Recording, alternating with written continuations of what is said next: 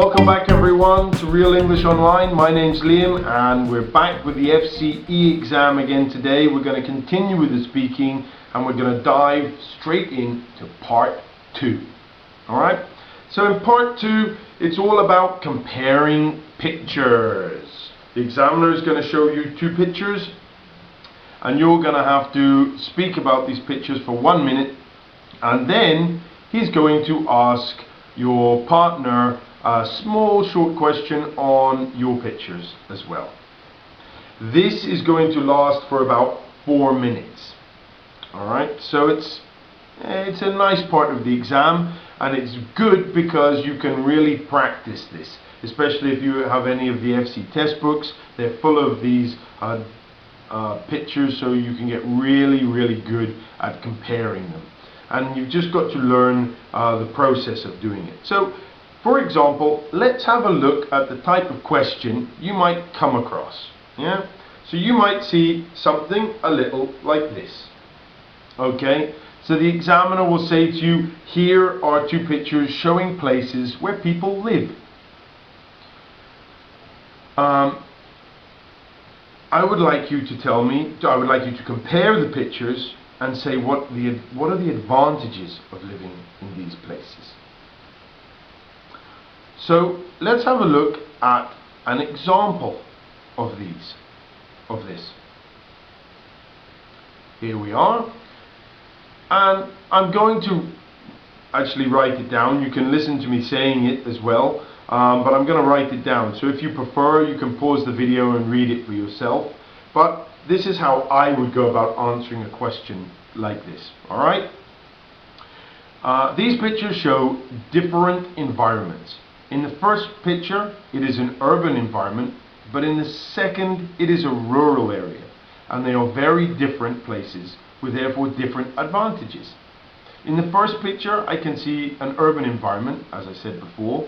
There are many benefits to living in such a place. First of all, cities are very exciting places to live, and there is always something happening. Secondly, cities have the best schools and facilities, and they are also great places to go shopping. In the second picture, however, the advantages are totally different. Living in the countryside is very quiet and peaceful, which some people will enjoy. Also, houses are usually bigger and they have gardens as well. But personally, I think the biggest advantage of living outside of the city is that the environment is so much cleaner. Alright, so that is an example of a part 2. You can see I compared the pictures and I answered the question. And I tried to use the best vocabulary and expressions and linking words that I could. But more than anything, I tried to speak for the full minute, which is very important. So, let's have a look at some tips for this part. And I've got lots of them.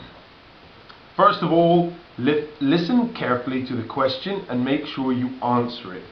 Okay? So they will actually show you the 2 pictures obviously on a piece of paper, and usually on the top of the piece of paper they'll actually have the question written for you as well. But you should listen very carefully to the question, because just like in part 1, if you answer the wrong question, you're going to lose marks.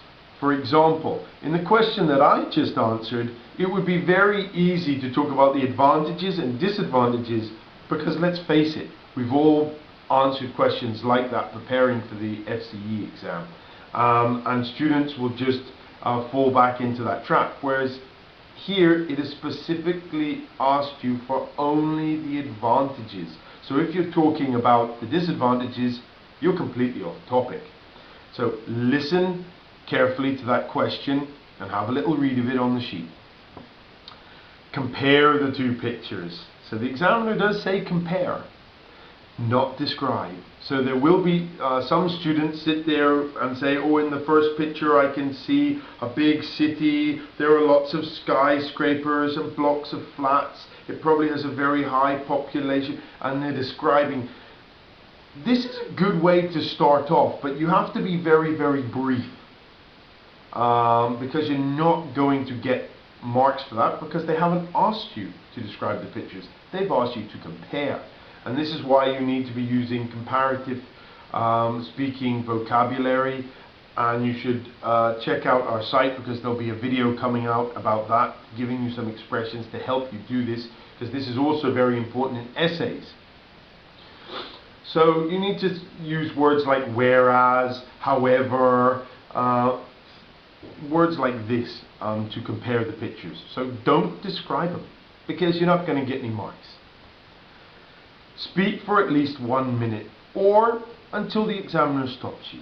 So the worst thing you can do here is get very stressed out and start speaking really fast because then the examiner doesn't really know what you're doing, and then after like 20 seconds then you're going to stop speaking and you're going to be like,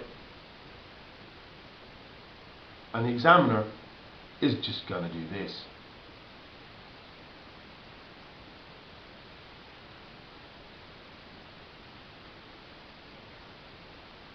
Feeling uncomfortable yet?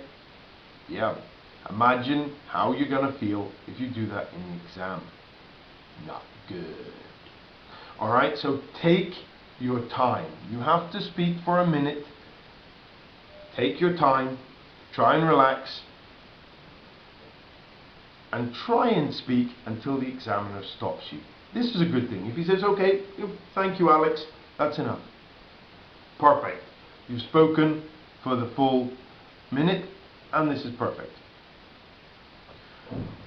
Try and make comparisons wherever possible. As I said before, you have been asked to compare them, and if you get very good at this part, you can compare the pictures just by looking at them. And this is something I actually recommend you do. Look at pictures and actually practice going, okay, what's the same? What's different? How can I compare these? It's literally just a habit that you develop. Okay, so you can really practice this part of the exam, so do so. There are 1,000,001 test books out there for you to use, and not only that, subscribe, and we're going to be doing some videos of myself and my colleague actually doing the exam, which is going to be really good fun, so stay tuned for that. You can hypothesize as well. So if you see maybe there's a picture of a student who's on a computer, you could say maybe he's studying for an exam, maybe he's doing a project, maybe he's playing an online game. You can do that, and that will also help you speak for longer. Alright, so part 2 is an excellent part of the exam. With practice, you can get real good at it.